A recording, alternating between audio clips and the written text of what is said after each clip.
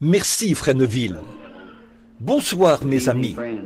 C'est vraiment je considère comme un grand privilège d'être ici au Tabernacle ce soir pour commencer une nouvelle série de réunions de 5 soirées. Ça fait un bout de temps que je n'ai pas tenu de réunion de réveil ici au Tabernacle. Nous n'avons jamais annoncé ça dans les journaux et tout, simplement parce que nous savions que nous n'aurions pas assez d'espace pour faire asseoir les gens, parce que la salle est petite et nous n'avons vraiment pas beaucoup de place assise. Mais nous ferons tout notre possible pour accueillir les gens. On voulait obtenir le gymnase de l'école secondaire ici, avant de l'annoncer.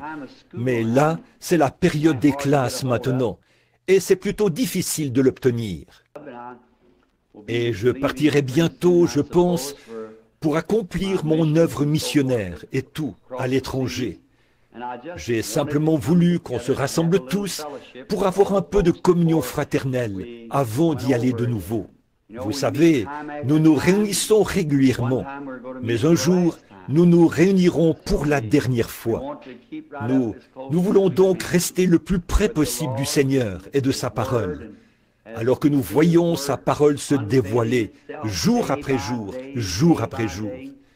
Je me suis dit que ce serait bien d'avoir ici une petite série de réunions au cours de laquelle on prierait pour les malades. Une chose m'a été annoncée il y a quelque temps par une vision que le Seigneur m'a donnée, il y a un an je pense, ou peut-être un peu plus. J'ai cela à la maison, c'est noté dans un calepin, un changement de ministère. Et beaucoup d'entre vous qui êtes assis ici, je ne dirai pas beaucoup, mais souvenez-vous au début, quand nous avons construit ce tabernacle, vous vous souvenez de la vision qui est venue le matin, où nous avons posé la pierre angulaire ici, où il a dit « Ceci n'est pas ton tabernacle ». Mais il m'a placé sous les cieux et a dit « Il m'a parlé de différentes choses qui arriveraient ». Si vous le savez, si vous regardez bien, c'est arrivé exactement comme cela avait été dit, voyez, et il en a toujours été ainsi. Ainsi donc, je me repose avec assurance sur ce qu'il dit. C'est Dieu, et c'est forcément vrai. Et il y a quelque temps, j'étais dans une vision, et j'ai vu une grande tente. Oh, elle était immense, gigantesque. Je venais juste de finir de prêcher, et beaucoup d'âmes étaient à l'autel, à pleurer en quelque sorte, tout doucement, silencieusement, les mains levées. Un homme sympathique, à la voix douce et posée, est monté sur l'estrade et a dit « Il faut former la ligne de prière maintenant, tandis que frère Branham se prépare. » Je me tenais par là, et naturellement la ligne de prière était à ma gauche. Et j'ai vu une foule de gens qui faisaient la queue sur une distance d'environ un pâté de maison ou plus. Il y avait un petit abri en bois, à l'intérieur de cette tente. Et il y avait une femme qui se tenait là, un homme, celui qui prenait les noms. Et les gens entraient appuyés sur des béquilles, couchés sur des civières, et ils ressortaient de l'autre côté en marchant. Eh bien, je me demandais ce qui se passait là-dedans. Et cet ange du Seigneur, dont vous voyez la photo ici, il m'a quitté, est allé au-dessus de ce petit abri et est resté là. Puis il est descendu. Et une voix a parlé et a dit « Je te rencontrerai là-bas ». Eh bien, maintenant, j'attends ce moment-là. J'étais en congé depuis quelque temps pour me reposer à cause du surmenage. Je suis de retour. Et ici, le week-end dernier, 3 soirs de suite, nous avons en quelque sorte abordé des petits points de doctrine de cette Église. C'est-à-dire samedi soir, dimanche matin et dimanche soir dernier, avant cette série de réunions. C'était en quelque sorte pour secouer l'Église et la préparer, afin de pouvoir aller de l'avant avec cette série de réunions qui commence maintenant. Et immédiatement après ceci, dimanche soir sera ma soirée d'adieu au tabernacle, pour autant que je sache. Je serai absent pendant un certain temps. Et maintenant, J'espère et je mets ma confiance en Dieu pour que dans le courant de cette semaine, je puisse utiliser cette petite salle ici comme salle de prière pour y faire entrer les malades et les affligés et voir s'il va me rencontrer pour une fois de plus commencer ce nouveau ministère au tabernacle. J'aimerais vraiment voir cela s'accomplir. Je ne sais pas ce que c'est, mes amis. Je n'ai aucune idée de ce que ce sera. Mais à lui qui écoute maintenant, je crois qu'en ce jour, ce sera quelque chose de plus pour aider ces pauvres enfants qui sont malades et qui souffrent. Je lui promets d'être fidèle et loyal et d'essayer d'être plus loyal que je l'ai été avec les autres dons qu'il m'a donnés. Et si ça s'accomplit, ça sera tout aussi réel que les autres. Bon, les autres dons n'ont en rien perdu de leur efficacité, voyez. Mais à présent, j'attends que quelque chose de nouveau se produise. Et j'espère que ce sera ici. Eh bien, je me suis dit que je parlerai peut-être ce soir pour voir comment je me sens. Et une autre chose que je voulais faire, quand on y entrerait pour la première fois, c'est que je voulais voir si je pouvais faire venir ma femme là-dedans, pour qu'elle soit avec moi quand ça descendra pour la première fois, afin de voir si ça se passera ainsi. Sinon, quand on fera passer les femmes, il faudra les faire passer 2 à 2. On fera entrer 2 femmes à la fois. Bon, je ne dis pas que ça va fonctionner dans un sens ou dans l'autre. C'est simplement pour que vous le sachiez, parce qu'il avait déjà été annoncé qu'on attendait qu'il se produise quelque chose de nouveau, et nous y sommes. Mais là, je ne dis pas qu'il m'a dit que ça se produira. Dans la vision, j'ai vu que c'était dans une tente. Mais évidemment, ça pourrait se produire n'importe où, n'importe quand. Nous attendons donc cela. Eh bien, nous allons essayer de vous laisser sortir de bonne heure. Le service de chant prendra une demi-heure. Puis le service de prédication, l'appel à l'autel et tout prendra environ 1 heure. Ce qui fera en tout 1 heure et demie, de sorte que ceux qui sont debout n'aient pas mal aux jambes.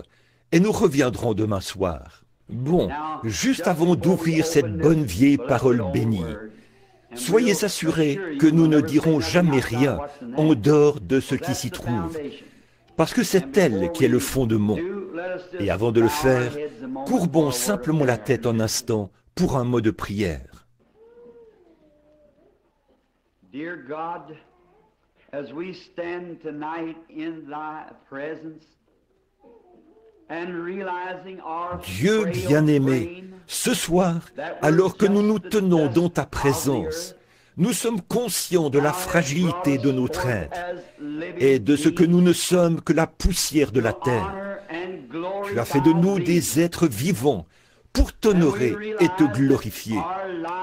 Et nous sommes conscients que nos vies et notre destinée sont entre tes mains bénies. Par la foi, nous nous remettons entre tes mains, espérant qu'il nous sera accordé la destinée éternelle de vivre éternellement avec toi dans un monde meilleur, où nous n'aurons jamais à prier pour les malades et les nécessiteux, où il ne tombera jamais une larme d'une joue, où il n'y aura jamais de personnes faibles et ridées là-bas. Mais là-bas, nous serons éternellement jeunes, et la gloire de Dieu sera sur nous.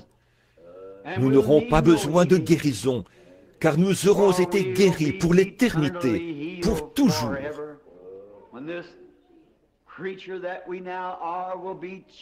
Quand cette créature que nous sommes maintenant sera changée et transformée en un corps semblable à son corps glorieux, alors nous le verrons tel qu'il est. En attendant que cette heure bénie arrive pour chacun de nous, notre désir, c'est de déployer tous les efforts possibles pour glorifier ton grand nom avec la foi que tu nous as donnée. C'est la veille de ce petit rassemblement ici, dans ce petit lieu commémoratif, où nous gardons le souvenir du premier réveil que nous avons tenu ici. et de ces grandes œuvres puissantes que tu as accomplies pour nous par ta grande et puissante main. Un réveil est parti d'ici et il s'est répandu dans chaque nation. Et ce soir, partout dans le monde, des feux de réveil brûlent sur les collines. Des hommes et des femmes guérissent de leurs maladies et de leurs infirmités. Et ils s'avancent pour connaître le Dieu vivant et vrai.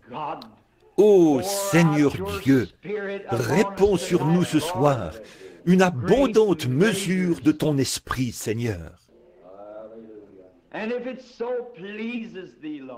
Et si cela t'est agréable, Seigneur, si c'est dans ton plan divin, nous te demandons, ô Dieu, de bien vouloir commencer à manifester ce nouveau don dans ce bâtiment, afin que ceux qui sont restés ici, loin du champ de mission, et qui ont été les soldats de la prière, puissent voir la grande main de Jéhovah agir pour la première fois dans cette nouvelle phase. Accorde-le, Seigneur, et qu'ils aient part aux fruits.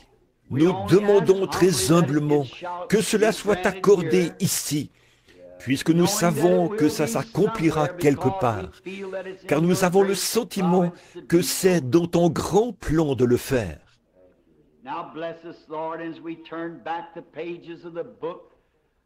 Maintenant, Seigneur, bénis-nous alors que nous tournons les pages du livre, ta sainte parole bénie. Puissent nos esprits s'ouvrir pour la recevoir, Seigneur. Et quand les services de ce soir seront terminés, et que nous nous mettrons en route pour retourner dans nos différentes maisons, puissions-nous dire, comme ceux qui revenaient d'Emmaüs, notre cœur ne brûlait-il pas au-dedans de nous ce soir, alors qu'il nous parlait en chemin? Car nous le demandons en son nom et pour sa gloire. Amen. Ce soir, j'ai choisi comme lecture de l'Écriture quelques versets, si vous voulez les prendre. C'est dans le livre des rois, dans 1 roi, chapitre 18. Je veux commencer à lire à partir du verset 17.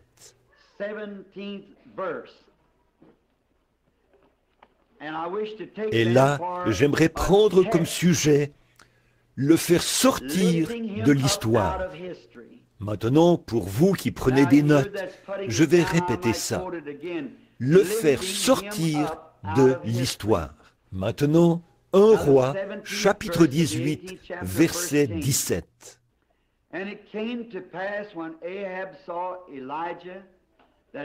À peine Akab aperçut-il Élie, qu'il lui dit, « Est-ce toi qui jettes le trouble en Israël ?» Élie répondit, « Je ne trouble point Israël, c'est toi, au contraire, et la maison de ton père, puisque vous avez abandonné les commandements de l'Éternel, et que tu es allé après les Baals. Fais maintenant rassembler tout Israël auprès de moi, à la montagne du Carmel, et aussi les 450 prophètes des Baals, et les 400 prophètes d'Astarté, qui mangent à la table de Jézabel. » Akab envoya des messagers vers tous les enfants d'Israël, et il rassembla les prophètes à la montagne du Carmel.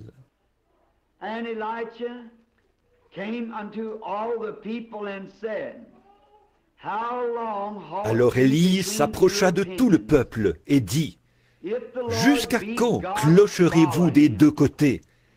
Si l'Éternel est Dieu, allez après lui. Si c'est Baal, allez après lui. » Le peuple ne lui répondit rien. We are standing tonight upon the brim and watching come to pass and unfold two Nous nous trouvons ce soir au bord de deux grands événements dont nous observons l'accomplissement et le déroulement. Et ces deux grands événements sont les suivants. L'un est la fin de l'histoire et l'autre est la fin du temps. Et au fil des âges, Beaucoup de grands hommes ont ardemment désiré voir cette heure dont nous nous approchons maintenant.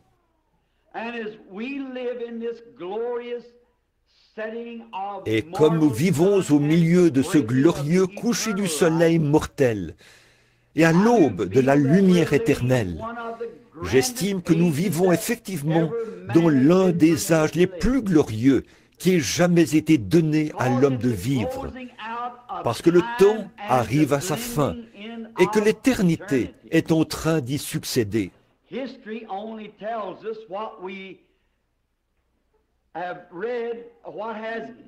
L'histoire nous rapporte seulement ce que nous avons lu, ce qui est déjà arrivé.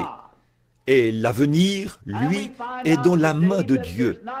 Et aujourd'hui, nous voyons qu'on n'écrit pas beaucoup au sujet des faits historiques, parce que je ne pense pas qu'on s'en servira.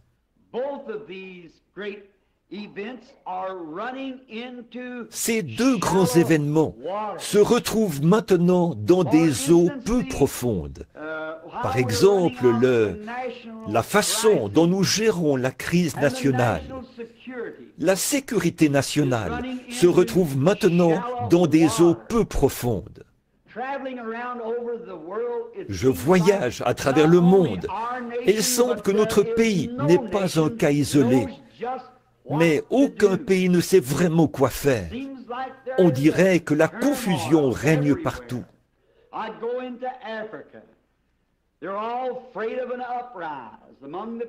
Je vais en Afrique. Là-bas, on redoute des soulèvements au sein de la population et le communisme se répand dans le pays. Je vais en Suisse, c'est pareil. Et dans tous les autres pays que j'ai visités, il semble que la paix est instable partout. Or, vous savez que notre Seigneur a prédit qu'un tel temps viendrait, qu'il y aurait de l'agitation chez les nations, un temps où on ne saurait que faire, de l'angoisse chez les nations.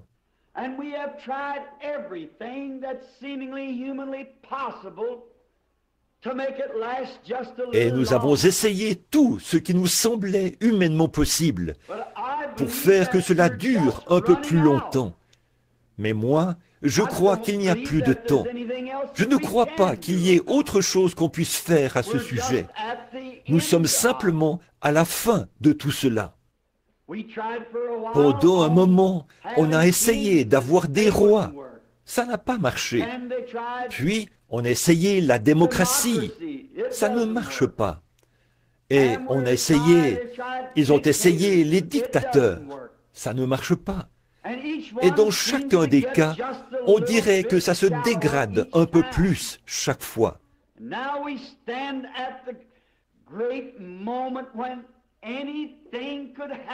Nous sommes maintenant à un moment crucial où tout peut arriver.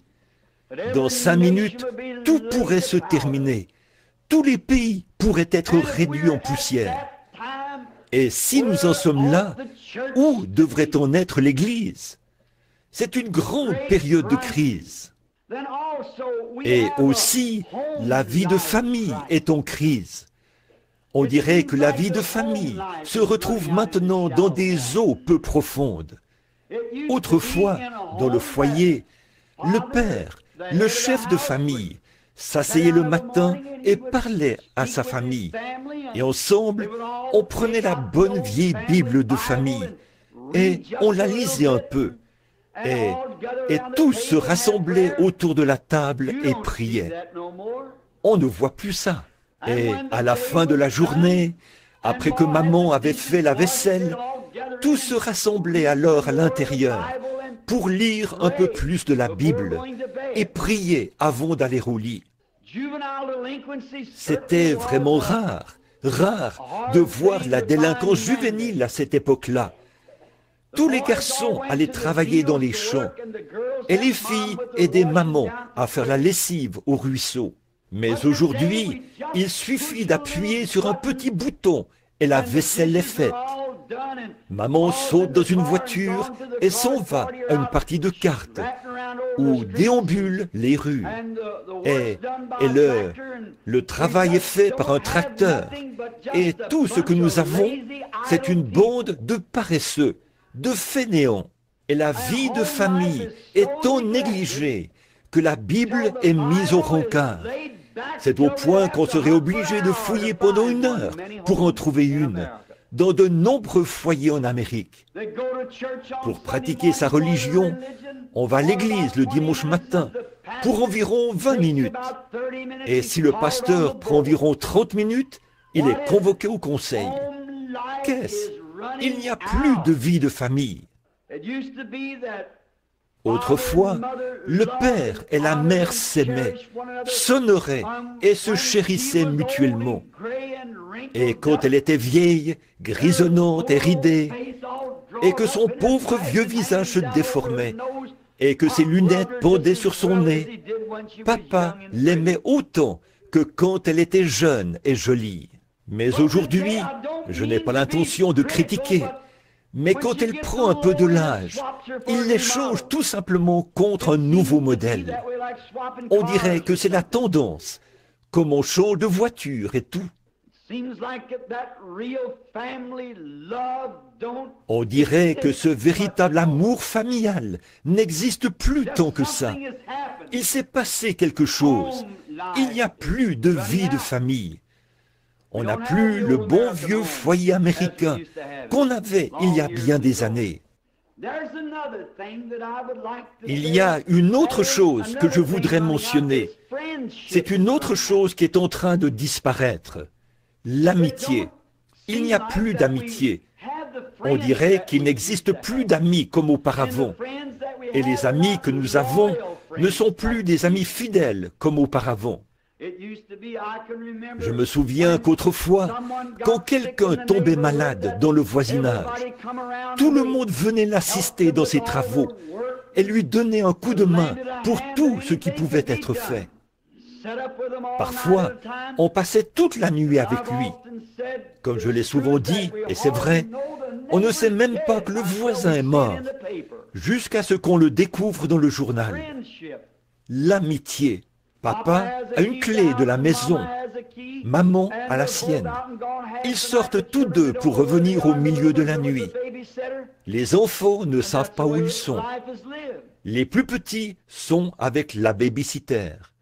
Et c'est comme ça que les gens mènent leur vie. Savez-vous que la Bible a prédit toutes ces choses? Donc, qu'est-ce que c'est alors? C'est que nous sommes dans une position où nous voyons ces choses arriver au bout. Prenons la vie de l'Église. C'est là que tout a commencé. Il n'y a plus de vie d'Église. Aujourd'hui, les gens prennent l'Église presque comme une idole, comme un mât totémique. On s'assoit à l'Église pendant 5 minutes et on dit « J'ai pratiqué ma religion ». On donne sa petite contribution, ou que sais-je encore, pour payer le pasteur. Si ça ne suffit pas, on organise un petit souper pour compléter le tout et donner au pasteur. Et s'il n'est pas satisfait, il s'en va ou on lui donnera un meilleur salaire. On dirait que ce n'est plus par un appel divin qu'on devient pasteur. On dirait que ça tend à devenir un simple gagne-pain pour le pasteur. Que là où on lui offre le plus d'argent, c'est là qu'il va. Ça ne devrait pas être comme ça. Il faudrait qu'un homme soit appelé de Dieu pour une communauté. Et s'il faut qu'il reste là, comme Élie au sommet de la montagne, près du torrent de Kérit, et attendre que les corbeaux le nourrissent. Il devrait y rester jusqu'à ce que sa mission divine se termine. Peu importe qu'il gagne un sou ou pas, l'appel de Dieu devrait passer en premier.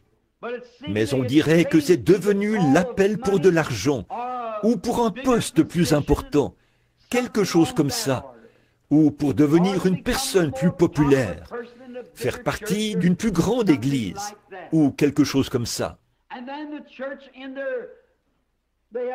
Et l'Église, à son tour, a jeté l'éponge. Tout ça arrive au bout. Regardez-la suivre son cours. Bon, je n'ai pas encore 50 ans. Je me souviens que quand j'allais à l'église baptiste et dans des églises méthodistes, ils avaient des réveils à l'ancienne mode.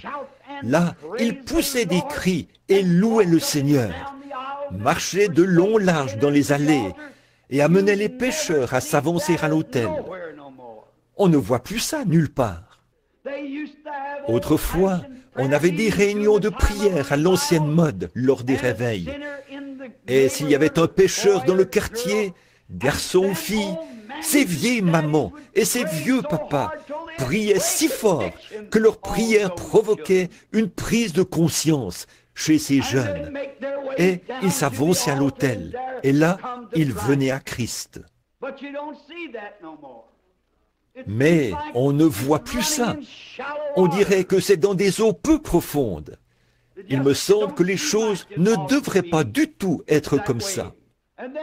Et autrefois, la plupart des églises, il y a bien des années, quand on faisait des réunions de réveil dans une église, toutes les autres églises collaboraient. Elles participaient, apportaient leur assistance, y envoyaient leurs membres. Et on fermait les églises pour aller à ces réunions de réveil. On ne voit plus ça.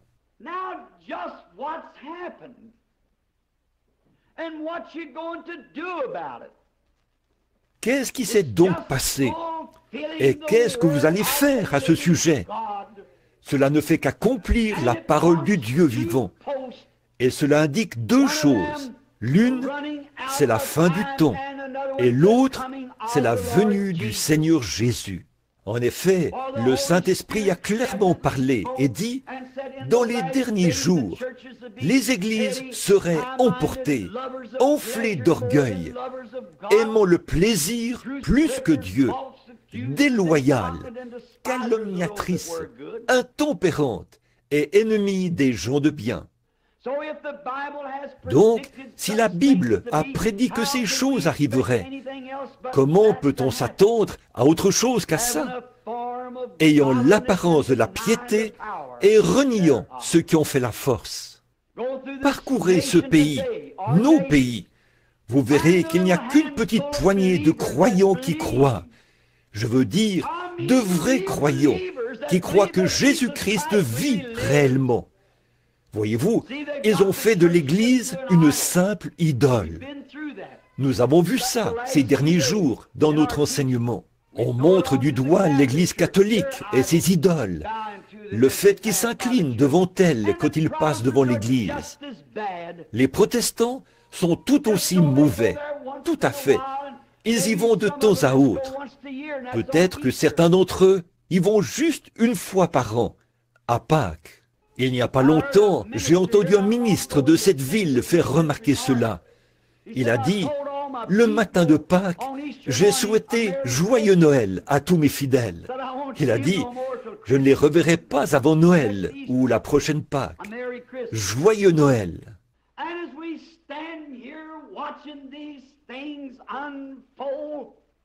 Alors que nous sommes là, à voir ces choses se dérouler, tous mortels autant que nous sommes, nous savons que quelque chose doit arriver. Ça ne peut tout simplement pas continuer comme ça. Personne ne trouve le moyen de s'arrêter pendant 5 minutes. Partout dans les rues, ça se bouscule, ça court, on est pressé, on crée des embouteillages. Cet après-midi, quand les enfants marchaient sur la route, je revenais, c'était plutôt à midi, je revenais de New Albany. Et voilà une dame qui est arrivée là, à la hauteur de ses enfants, à environ, dans une zone limitée à 30 km à l'heure, à environ 100 ou 110 km à l'heure. Elle roulait aussi vite que possible. Où allait-elle? Quelques minutes après, j'ai demandé à la personne qui était avec moi, « Qu'est-ce que vous en pensez ?» 2 autres voitures sont passées à vive allure, comme des bolides, à la hauteur de ses enfants. Là, sur la petite rue où nous habitons, le matin, c'est comme une piste de course. Les gens doivent se dépêcher de rentrer chez eux pour faire la vaisselle, ou écouter Arthur Godfrey, ou quelque chose comme ça. Où allez-vous? Qu'est-ce qui ne va pas? Ce qui cause tout ce dérèglement, c'est que les hommes et les femmes sont devenus des amoureux du monde actuel. La chose la plus importante devrait être de rentrer à la maison pour lire la Bible et prendre le temps de prier. Je pense à la mère de John Wesley, Suzanne. Elle était mère de 17 enfants et elle trouvait le moyen de passer du temps en prière. Je pense que c'était soit 2 ou 3 heures par jour. En plus d'élever et de prendre soin de 17 enfants, ce qui a produit l'un des plus grands prédicateurs au monde et l'un des plus grands compositeurs de cantiques de l'époque, John et Charles. En effet, elle prenait le temps de servir Dieu et non de traîner dans les choses du monde. Et quand nous voyons sombrer le fondement de notre pays, le fondement de notre foyer, le fondement de notre Église, alors, mes frères, que pouvons-nous faire? Alors, je veux dire ceci. Oh, si j'avais une voix qui pouvait résonner dans le monde entier. Il nous reste encore un fondement solide. C'est la sainte parole bénie de Dieu, la Bible. En effet, tous les cieux et la terre passeront, mais la parole de Dieu ne passera jamais. Et sur cette pierre, a dit Dieu, je bâtirai mon Église, et les portes du séjour des morts ne prévaudront point contre elle. Alors, quel privilège béni pour nous tous de tendre la main et de prendre la bonne vieille Bible de Dieu, d'en tourner les pages et de savoir que nous lisons directement la vérité et de voir que ces choses se sont produites dans le passé puisqu'elles parlent d'un Dieu de l'histoire. Et la seule façon pour nous d'être, de nous mettre au diapason de ces choses, ou de nous aligner derrière elles, c'est de faire sortir de l'histoire ce Dieu de l'histoire. En effet, dans tous les âges, que ce soit lors de la destruction antédiluvienne, avant la venue de Christ et au cours de différents événements, il ne faillit jamais quand on l'invoque. Il a toujours raison. Là, je pense à une époque où une nation était en captivité. C'était Israël. Ils étaient en Égypte et ils étaient traités durement et avec rigueur dans leur service aux Égyptiens. Il semblait que tout le monde s'était refroidi. Saviez-vous qu'Israël a passé en Égypte le double du temps que les États-Unis ont fait en tant que nation? Nous n'avons pas plus de 150 ou 70 ans, quelque chose comme ça. Et eux, pendant 420 ans, ils ont été en esclavage, ou plutôt en Égypte. Mais il y a eu un temps où il semblait qu'il n'y avait plus aucun espoir. Mais il y avait un homme et une femme qui semblaient avoir foi en un Dieu de l'histoire, qui avait parlé à Abraham en temps de crise. Il croyait qu'il pouvait l'invoquer et qu'il répondrait. C'était Amram et Jochebed, la femme d'Amram, la mère et le père de Moïse.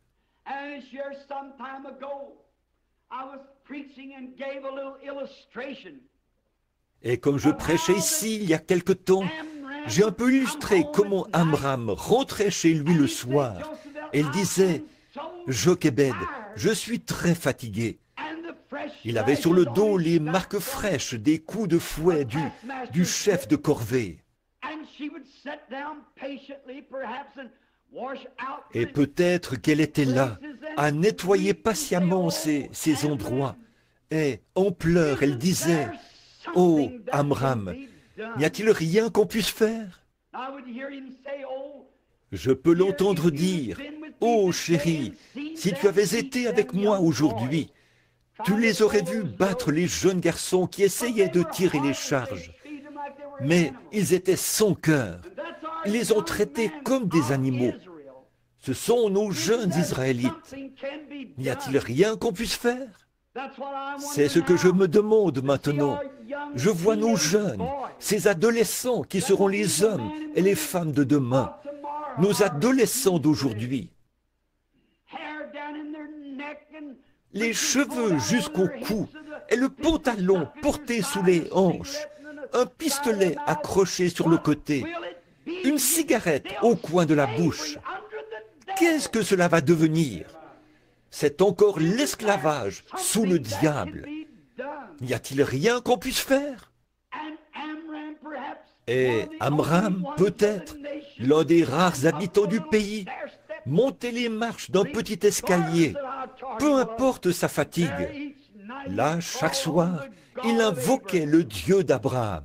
Ce Dieu qui, comme il l'avait appris, était venu à Abraham, était venu à Job, était venu à Isaac, était venu à Jacob, aux heures de la détresse. Et certainement, s'il avait été Dieu en leur jour, il serait Dieu en ce jour-là.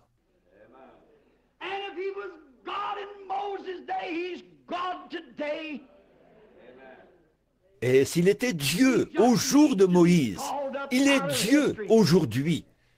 Il suffit de le faire sortir de l'histoire et de l'appeler sur la scène. Et je peux voir Amram, soir après soir, peu importe combien il était fatigué, cela prouvait sa foi en ce Dieu.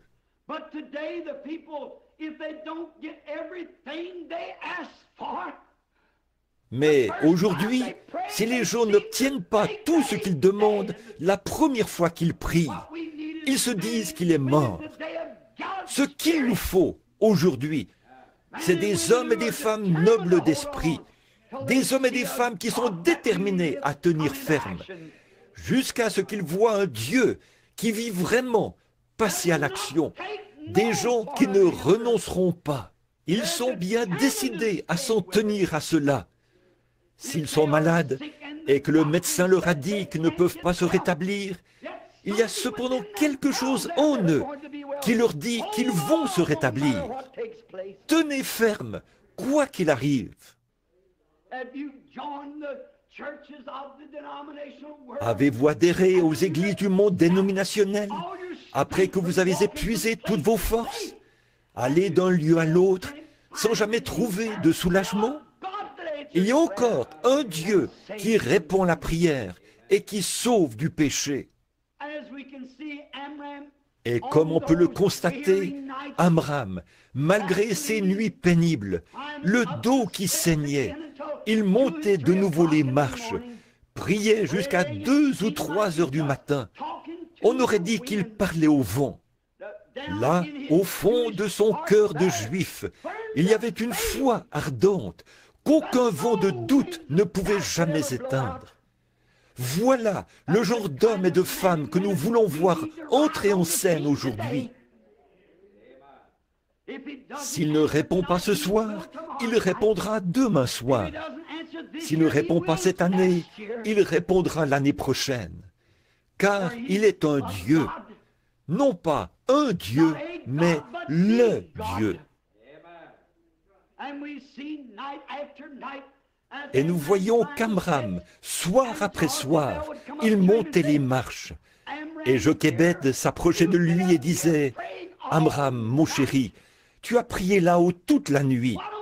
Pourquoi ne demandes-tu pas à certains des jeunes hommes où tu travailles de prier un peu? Eh bien, chéri, et s'ils ne le font pas, il faut que quelqu'un le fasse. Il faut que quelqu'un prie jusqu'à exaucement. » Voilà le sentiment qui devrait animer chaque chrétien ce soir. Ne pas attendre quelqu'un d'autre, mais prendre les devants nous-mêmes jusqu'à exaucement. Si nous croyons que la Bible contient de l'histoire, c'est aussi un livre prophétique qui nous dit que ce même Dieu se lèvera dans les derniers jours. Et il est temps qu'il entre en scène. Voilà ce qu'Amram savait, que Moïse avait prophétisé, Ou, non pas Moïse, excusez-moi, Abraham avait reçu une promesse de la part de ce Dieu de l'histoire, qui n'avait répondu à aucune prière depuis 400 ans, d'après ce que l'histoire nous rapporte. Mais il avait promis qu'il les ferait sortir. Et on dirait que notre Dieu reste bien silencieux depuis longtemps, mais l'heure est venue où il va entrer en scène. Un soir, ça faisait peut-être plusieurs années qu'Abraham priait. Ses cheveux commençaient alors à grisonner, et toujours pas de délivrance. Mais la situation empirait continuellement. Un soir, il est passé vraiment aux choses sérieuses. Voilà comment nous devons nous y prendre. Passer vraiment aux choses sérieuses. Il a dit, « Oh Dieu, c'est ce que tu as promis. » Et nous l'avons attendu avec impatience. Et nous voyons que tous les signes sont là et que le temps est proche. Il est temps que tu fasses quelque chose à ce sujet. Alors qu'il était vraiment plongé dans la prière et qu'il priait de tout son cœur, il a regardé et voici que quelqu'un se tenait dans un coin. Il s'est frotté les yeux et a regardé de nouveau. Là se tenait un ange, son épée nue dans la main. Il a dit, « La délivrance arrive. Tu engendreras un fils, et c'est lui qui les délivrera. » Voyez-vous, Dieu répond toujours à la prière, n'est-ce pas? À condition que nous tenions ferme.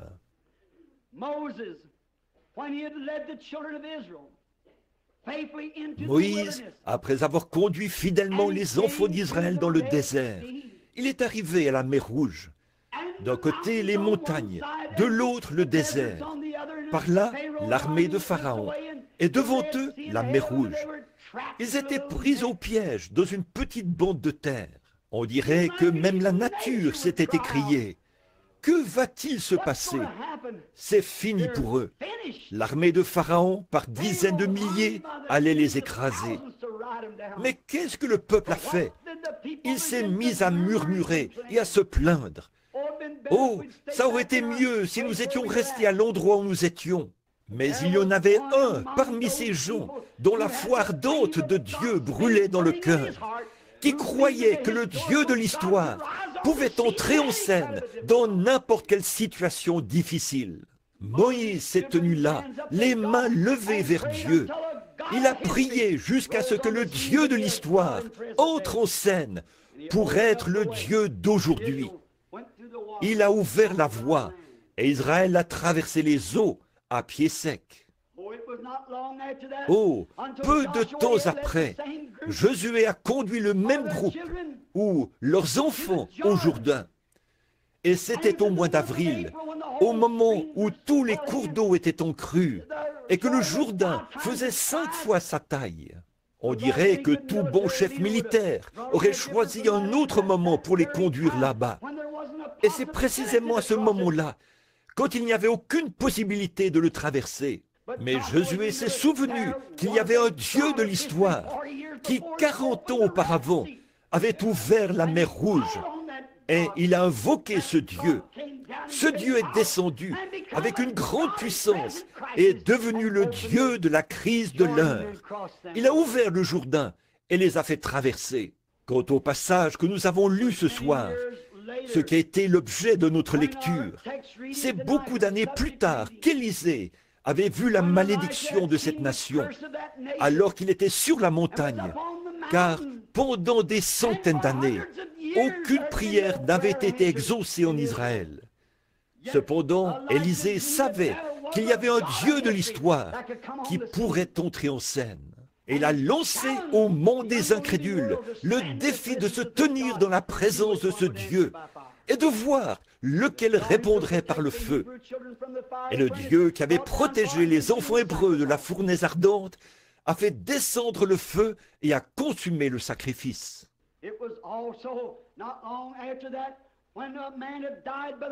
Peu de temps après, un homme du nom de Lazare était mort. Et il y avait un Dieu qui vivait encore. Il avait pu ramener Enoch à la maison sans même qu'il voie la mort et faire monter Élie dans un char de feu. On l'avait appelé sur la scène à l'heure sombre de la mort. Et il avait agi exactement comme il le ferait à tout moment. Pourtant, il était un Dieu de l'histoire. Mais on l'a sorti de l'histoire pour la crise de l'heure. C'était près de la porte de Jéricho, où un aveugle était assis au bord de la route et il criait. Il n'y avait plus aucun espoir. Aucun médecin ne pouvait l'aider. Il avait dépensé tout son argent. Il ne lui restait plus qu'à rester assis là et à rêver quelques jours, jusqu'à ce que la mort lui soit un doux soulagement. Et un jour, le long de la route, est descendu un Dieu de l'histoire, qui est entré en scène pour une crise de l'heure. Dieu a ouvert les yeux de cet aveugle. C'est dans la maison de Jairus que les médecins avaient échoué. Ils avaient renvoyé la petite fille pour y mourir. Et la mort y était entrée et y avait fait ses ravages. Elle avait pris l'unique enfant de ce foyer, la petite fille de 12 ans, et on l'avait allongée sur le divan. Alors que ce jeune prédicateur au cœur brisé avait dû abandonner sa dénomination et tous ses amis, mais il s'est souvenu qu'il y avait un Dieu de l'histoire qui pouvait ressusciter les morts. Et il est allé à sa recherche. Cherchez et vous trouverez. Frappez et l'on vous ouvrira. Demandez et l'on vous donnera. Il est toujours le même Dieu. Ce Dieu qui habitait dans un corps appelé Jésus, le Fils de Dieu. Quand on l'a appelé sur la scène et qu'on l'a fait sortir de l'histoire, le Dieu qui avait ressuscité les morts dans l'Ancien Testament, qui avait ramené à la vie un petit enfant mort par un prophète. Ce Dieu ne peut pas mourir. Il est Dieu pour l'éternité. Cet enfant était couché, allongé sur le lit.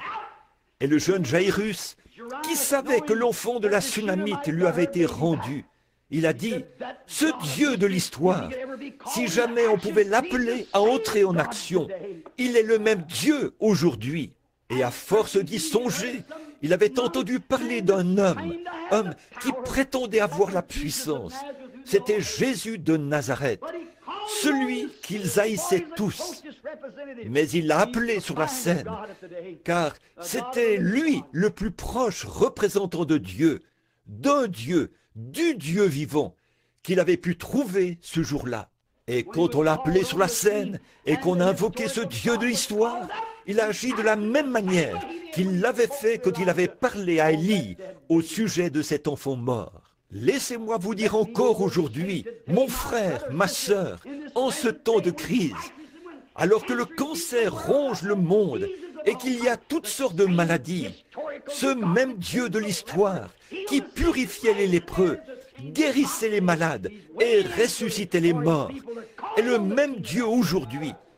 Il attend impatiemment que son peuple l'appelle à entrer en scène. Celui qui a pardonné à une prostituée d'avoir commis adultère 7 fois par jour. Celui qui a purifié le plus vil des pécheurs et l'a rendu blond comme un lys. Ce même Dieu de l'histoire vit aujourd'hui pour purifier tout cœur noirci par le péché et l'incrédulité. Un jour, il y avait un homme dont le fils était atteint d'épilepsie. Il l'a emmené à l'église et les disciples ont dansé et ont crié à tue-tête autour de lui pendant un moment et ils n'ont rien pu faire. Mais il y avait un Dieu de l'histoire qui vivait encore. Il était bien décidé à le trouver. Quand il l'a vu descendre de la montagne, il a couru vers lui et a dit « Seigneur, aie pitié de moi. Un démon s'est emparé de mon enfant. Il devient tout raide et tombe dans le feu. » Jésus a dit « Je le peux si tu crois. » Si tu crois quoi? Si tu crois que le Dieu de l'histoire vit encore aujourd'hui. On l'a appelé sur la scène et l'épilepsie a quitté cet enfant. Ce même Dieu vit aujourd'hui, alors que les églises ont failli, alors que la politique a failli, alors que tout le reste a failli. L'homme a failli et tout a failli. Dieu ne peut pas faillir.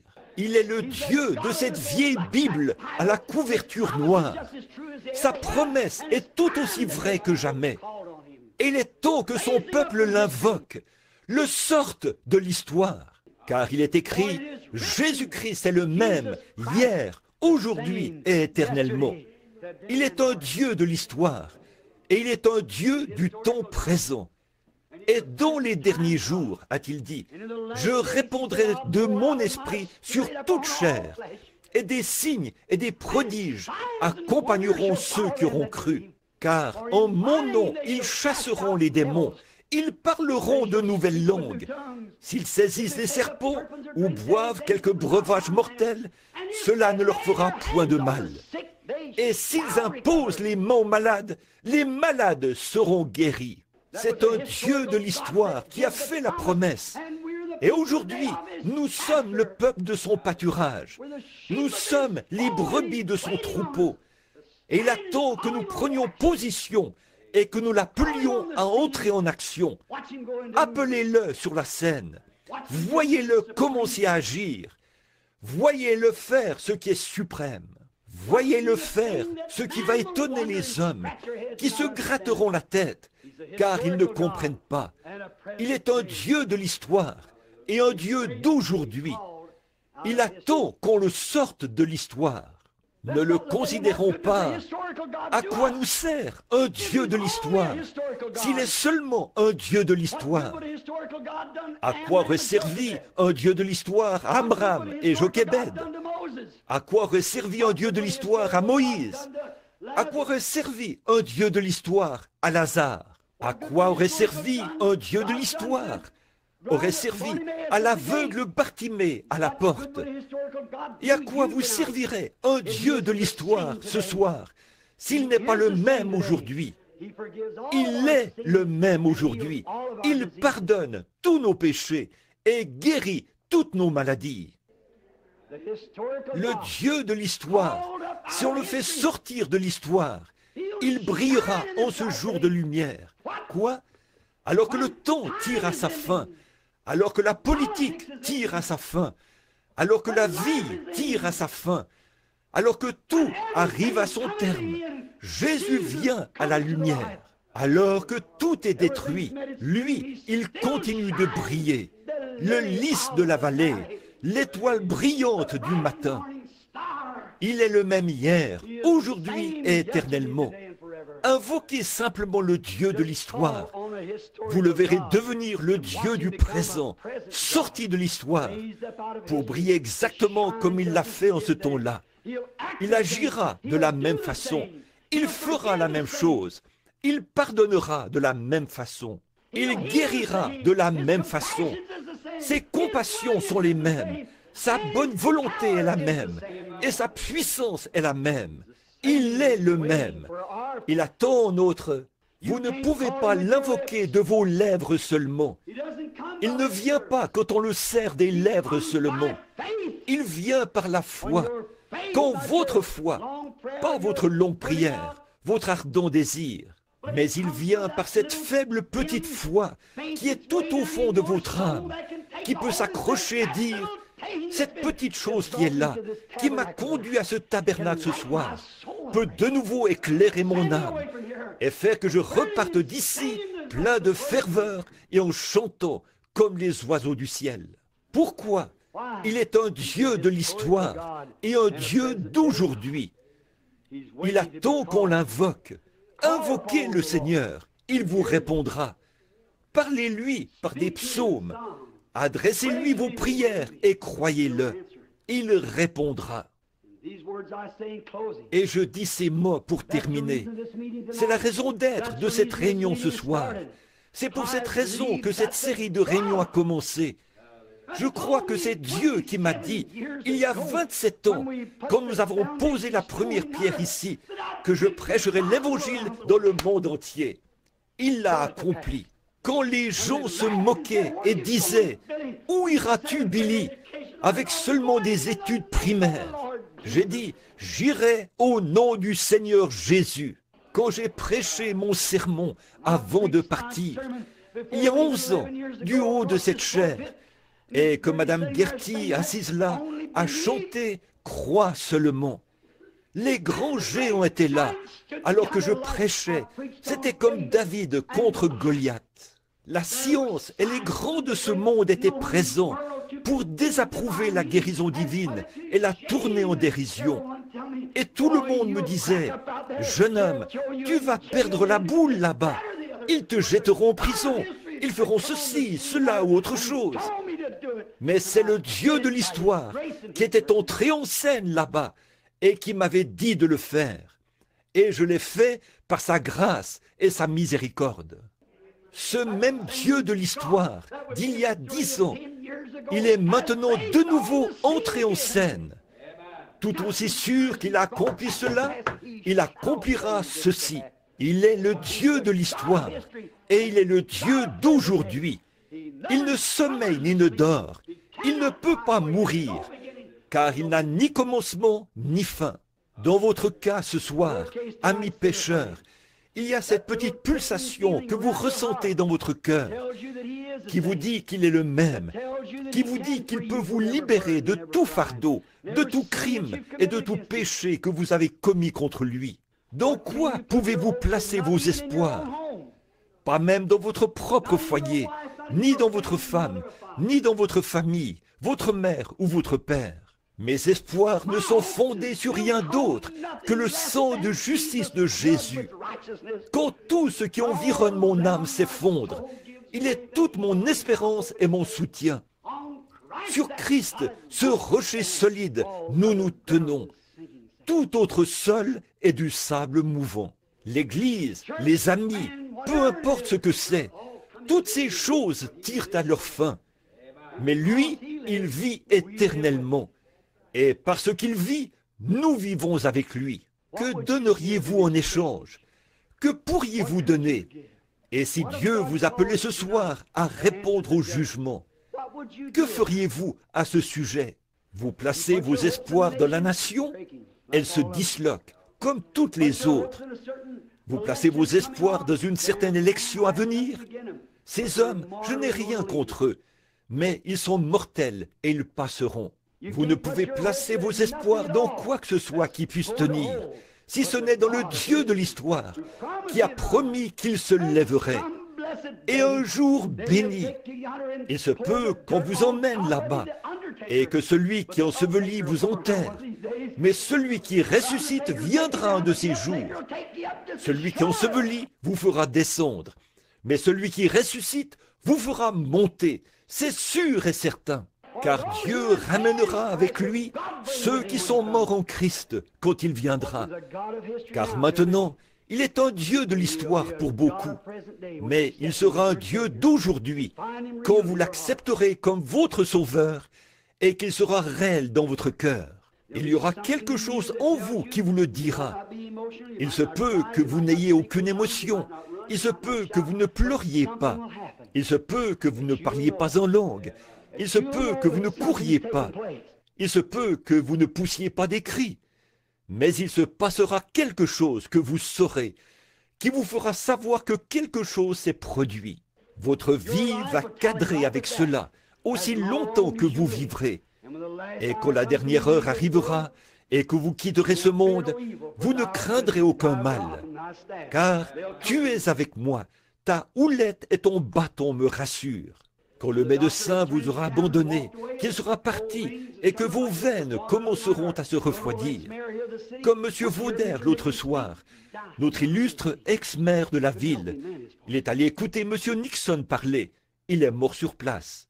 Un homme bien, en bonne santé, autant que je sache. J'étais en déplacement. Quand je suis revenu, ma femme a dit, « Billy, es-tu au courant quand elle est morte ?» L'autre jour, jeudi, ma petite fille était là, à l'école, avec une petite fille, et dimanche, on l'a enterrée. Elle avait attrapé la pneumonie. Cela atteint son cœur ou quelque chose comme ça. Elle, ça l'a tuée. Elle est morte. Et une de mes amies, là, Madame Williams, la femme de Buck Williams, je le connais depuis des années. Zella Breckman, là-bas. Elle est ici, quelque part dans le bâtiment. C'est sa sœur. Elle habitait là, à côté de nous, pendant des années, quand on habitait de l'autre côté de la rue. Elle s'en est allée. Elle était un peu nerveuse, Mais à mon retour, elle était partie. Vous voyez ce que c'est? Un de ces jours, c'est vous allez y faire face. Et tout l'argent que vous pouvez amasser, tous les amis que vous pouvez multiplier, il n'y a pas de mal à ça. Mais toutes ces choses, reléguez-les au second plan. Croyez que ce Dieu de l'histoire est le Dieu d'aujourd'hui, qu'il est le même. Vous verrez ce qu'il fera pour vous qui êtes malade et qui êtes dans le besoin. Le médecin vous a abandonné, il ne peut plus rien faire pour vous. Souvenez-vous, le Dieu de l'histoire est le même Dieu aujourd'hui. Prions pendant un instant maintenant, alors que nous courbons la tête. S'il y en a ici ce soir, je ne sais pas, en ce qui concerne le salut de votre âme, s'il y en a ici ce soir qui savent que ce Dieu a promis qu'il viendrait en un instant, en un clin d'œil, quand vous n'y penserez pas. Si ce Dieu n'est pas avec vous et que vous vous imaginiez simplement que vous l'avez, souvenez-vous, telle voie paraît droite, mais son issue, c'est la voie de la mort. Si vous n'êtes pas certain que vous êtes sauvé ce soir et que s'il venait, vous iriez avec lui, voulez-vous simplement lever la main vers lui et en le faisant dire « Aie pitié de moi, ô Dieu !» Merci, que Dieu vous bénisse. Beaucoup de mains se sont levées. Y aurait-il quelqu'un d'autre avant que nous terminions? Voulez-vous, avons compris? Que Dieu vous bénisse, jeune femme. N'ayez pas honte là, certainement. Ça sert à quoi de prêcher un Dieu de l'histoire s'il n'est pas le même aujourd'hui? Et frères et sœurs, je dis ceci. Une fois, j'ai lu au sujet d'un Dieu de l'histoire. J'ai lu à son sujet dans des livres. J'ai lu à son sujet dans la Bible. Mais un jour, je l'ai rencontré. Je l'ai rencontré. Il est venu à moi. Il m'a dit de ne pas boire, de ne pas fumer et de ne pas souiller mon corps. Et qu'il avait quelque chose à me faire faire, que je serais un peu plus grand. Je n'étais qu'un petit garçon. Il a confirmé cela. Il l'a fait. Voici sa photo que la science a prise, accrochée ici maintenant. Voyez, le monde le sait. Il l'a confirmé parmi vous. Il connaît chaque pensée de votre cœur. Il a confirmé ce qu'il est. Il est le même Dieu aujourd'hui. Il n'est pas un Dieu de l'histoire. Ne soyez pas, ne laissez pas le monde vous leurrer par les souillures, les choses du monde. Croyez-le maintenant. Voulez-vous lever la main? Ceux qui ne l'ont pas fait, voulez-vous lever la main pour dire « Oh Dieu, je n'en suis pas sûr, mais je veux en être sûr. Laisse-moi. » Que Dieu vous bénisse, jeune homme. Quelqu'un? Que Dieu vous bénisse là-bas, ma sœur. Que Dieu vous bénisse, mon frère. Quelqu'un d'autre? Que Dieu vous bénisse, ma sœur. Que Dieu vous bénisse là-bas, mon frère. C'est vrai. Vous dites, frère Bill, est-ce que ça changera quelque chose pour moi si je lève la main? Levez la main une fois et vous verrez. Frères et sœurs, chaque fois qu'on fait quelque chose correctement, on se sent bien. Soyez honnêtes. Ne mentez pas à Dieu, là. On ne ment pas à Dieu. Il le sait. On se ment à soi-même. Vous savez, un mensonge est une chose si horrible que ça peut vous conduire devant des cours fédérales et des cours pénales. Et là, on vous mettra un détecteur de mensonges au bras. Et vous ferez tout votre possible pour que ça sonne comme si c'était la vérité. Mais vos nerfs attesteront que vous dites un mensonge. Pourquoi? Vous n'avez pas été fait pour mentir. Et si un détecteur de mensonges le sait, qu'en est-il de Dieu? Vous dites, mais frère, je suis baptiste, je suis presbytérien, je suis méthodiste. C'est très bien. Je vous demande une chose. Avez-vous déjà rencontré ce Dieu de l'histoire? Est-il descendu dans le buisson ardent devant vous et vous le savez? A-t-il parlé à votre âme et avez-vous la certitude que vos péchés sont effacés? Si ce n'est pas le cas, ne prenez aucun risque. Ne vous contentez pas d'adhérer à une église ou d'avoir été là et d'avoir éprouvé un petit sentiment de bien-être. Vous devez le connaître. Entendre parler de lui, avoir ses bénédictions, ce n'est pas ça qui donne la vie, mais le connaître lui. C'est ça qui donne la vie. Le connaître personnellement, le pronom personnel, le connaître. Il ne s'agit pas de connaître son livre, d'être un bon étudiant, d'être un bon membre, ni un homme bien ou une femme bien. Ça ne suffit pas. Ça, c'est le produit de la loi. Mais il s'agit de le connaître, lui. L'avez-vous rencontré?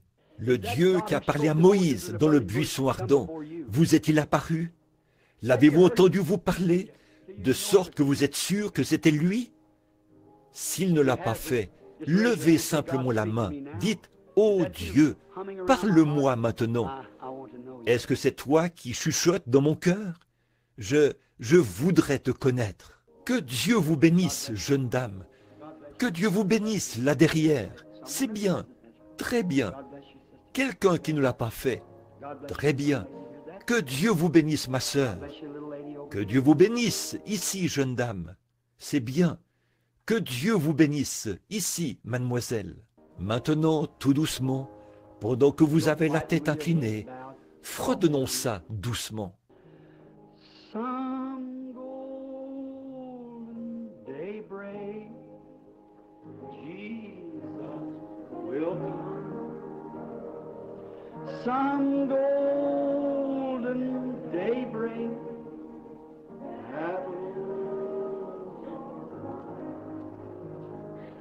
we'll shout victory, break through the blue. Some golden daybreak, for me, for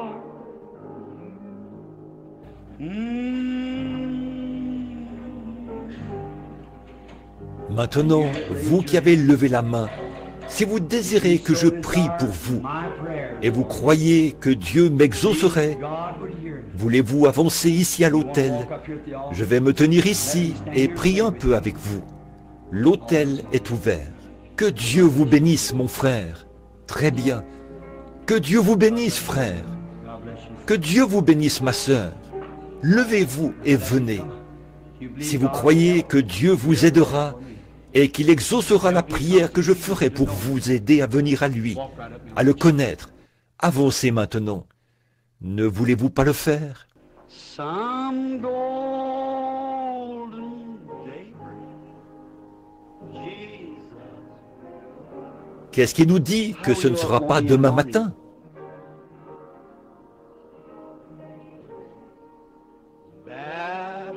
That battle you're fighting right now. Ce combat que vous menez en ce moment, ne voulez-vous pas qu'il soit gagné maintenant? Qu'il soit gagné maintenant, pour que vous puissiez crier victoire. Avancez-vous simplement, très bien, frayez-vous un chemin jusqu'ici.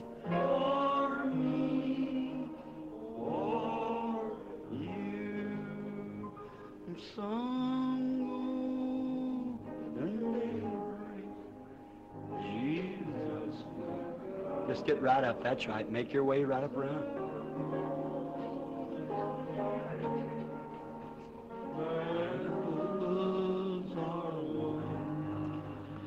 We'll shout the victory. Ne voulez-vous pas venir maintenant, pendant que nous attendons? Nous allons vous aider ici par la prière. La prière de la foi est une grande efficace pour nous. Ne voulez-vous pas venir?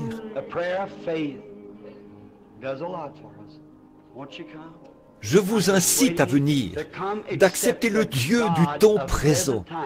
Pas simplement un Dieu qui consiste à aller dans une église et dire « Eh bien, j'ai adhéré à l'église ». Ce Dieu-là ne fera pas l'affaire. Un Dieu méthodiste, un Dieu baptiste, un Dieu presbytérien, un Dieu pentecôtiste, ça ne fera pas l'affaire. Recevez le Dieu de cette Bible. Un Dieu pentecôtiste ira dans le monde. Un Dieu méthodiste ou un Dieu baptiste ou tout autre Dieu dénominationnel. Mais le Dieu de cette Bible vous rendra semblable à Jésus. Il le fera certainement. Son esprit habitera en vous et toute votre vie sera changée. Ce tempérament colérique, cette méchanceté, cet esprit qui ne pardonne pas, Cette chose rongera votre âme perdue pour l'éternité.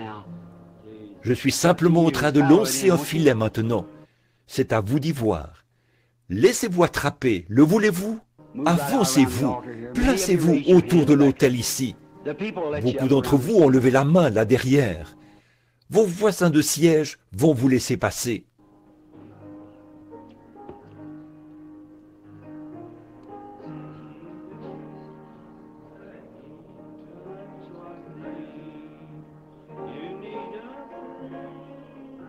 Lord bless you, young man.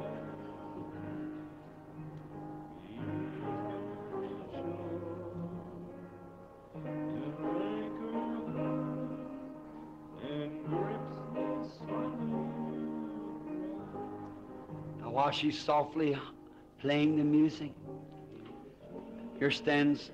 Que le Seigneur vous bénisse, jeune homme. Maintenant, pendant qu'elle joue doucement la musique, plusieurs se tiennent ici autour de l'autel. 7 âmes sont venues se tenir autour de l'autel. Saviez-vous que 7, c'est un nombre parfait pour Dieu? C'est la perfection. Le Saint-Esprit vient de descendre sur une personne qui se tient ici, maintenant même. C'est ce que j'appelle le Saint-Esprit, mon frère. Maintenant, il est là, pour chacun de vous. Soyez simplement humble dans votre cœur.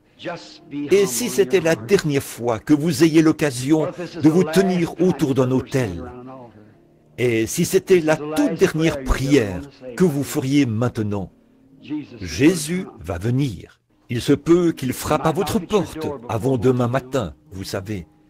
Vous devrez partir un jour, s'il est un Dieu de tout. Il est le Dieu de l'histoire, et il est le Dieu d'aujourd'hui. Il vous a parlé. Vous vous êtes levé ici devant lui pour le rencontrer. Vous vous êtes avancé pour le rencontrer. Il va vous rencontrer. Il est ici maintenant. Seulement, dans votre cœur, confessez tout ce que vous avez fait qui n'est pas bien. Dites, « Ô Dieu, aie pitié de moi, je suis un pécheur. J'ai mal agi et je confesse maintenant de tout mon cœur que j'ai tort. Je veux que tu aies pitié de moi et que tu pardonnes mes péchés. Je te servirai le reste de mes jours. Et que ce petit feu qui brûle dans mon cœur, cette petite foi qui a fait que je vienne ici à cet autel ce soir, qu'il puisse pénétrer tout au fond de mon âme. Que ce feu se déclenche maintenant même et qu'il brûle ardemment en moi, de sorte que je puisse dire, « Oui, tu vis, Jésus, et je t'aime. » Et je vais te voir entrer en scène dans les prochaines heures pour accomplir des choses, de grandes choses. Je suis si content de m'être avancé quand tu as parlé à mon cœur. Je vais te voir débarrasser les gens des cancers, guérir les malades et les nécessiteux, les entendre revenir et témoigner de ce que Dieu aura fait pour eux. Ce Dieu de l'histoire, qui est sorti de l'histoire, c'est le même aujourd'hui qui entre en scène. En effet, cette fois-ci, il vient pour rester, sa seconde venue. Prions maintenant, que chacun de vous prie avec moi.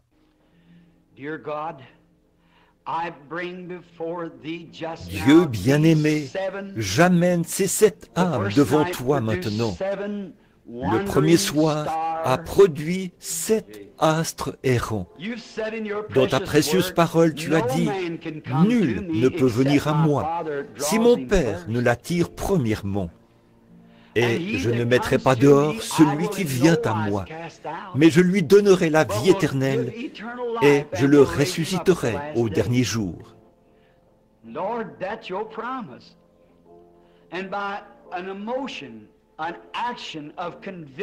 Seigneur, c'est là ta promesse. Et par une émotion, un acte de conviction, ces 7 précieuses âmes errantes se sont avancées ce soir parce qu'elles croient que le Dieu qui a parlé aux prophètes, le Dieu qui a parlé à l'aveugle, il vit encore aujourd'hui et elles se sont avancées pour le rencontrer. Ce même Dieu qui a fait la promesse et qui a rencontré le lépreux sur son propre terrain, qui a rencontré la femme à la perte de sang au bord de la rivière, qui a fait faire demi-tour à la mort quand il l'a rencontrée au sépulcre de Lazare. C'est le même Dieu ce soir. Il est ici pour rencontrer cette mort spirituelle et lui faire demi-tour. Et dire, retire tes mains de ces gens qui sont venus me confesser après que mon esprit leur a fait la cour. Je leur donnerai la vie éternelle, et personne ne peut me les ravir. Je les ressusciterai au dernier jour. Nous te remercions pour eux, Père, et nous prions qu'ils restent fidèles entre tes mains jusqu'à ce que la mort les libère. Quand ils entreront dans les joies du Seigneur, en ce glorieux jour, quand le souper des noces aura lieu dans les cieux, quand le roi viendra et dira, te souviens-tu du 1er octobre 1958, dans ce petit tabernacle en béton? Tu t'es avancé et tu m'as reçu comme ton sauveur. Je t'avais parlé. À ce moment-là, tu étais un pécheur, mais maintenant, je t'ai sauvé. Et maintenant, tu es à moi, et tu as la vie éternelle. Entre maintenant dans les joies que j'ai préparées pour toi dès la fondation du monde. Accorde-le, Seigneur. Ils sont à toi maintenant. Nous te les confions au nom de Jésus-Christ. Amen. Maintenant, que l'auditoire garde la tête inclinée. Je vais demander à chacun de vous qui êtes ici à l'autel, sentez-vous dans votre cœur, là, tout au fond de votre âme, que la petite flamme de la foi qui vous a dit de venir ici à l'autel, d'accomplir l'acte que vous venez d'accomplir, après que vous avez levé les mains et que vous vous êtes avancé, sentez-vous que cette petite flamme a commencé à brûler et à devenir une vraie foi vivante dans votre cœur? Croyez-vous maintenant que Jésus a pardonné vos péchés et que vous allez être à lui à partir de maintenant? Si c'est le cas, voulez-vous lever la main droite vers lui? Ceux qui sont autour de l'autel, levez la main droite si vous sentez que Jésus a pardonné tous vos péchés. Ceux qui sont autour, maintenant, il y a 2, 3 mains qui ne se sont pas levées. Maintenant, que tout le monde continue de prier.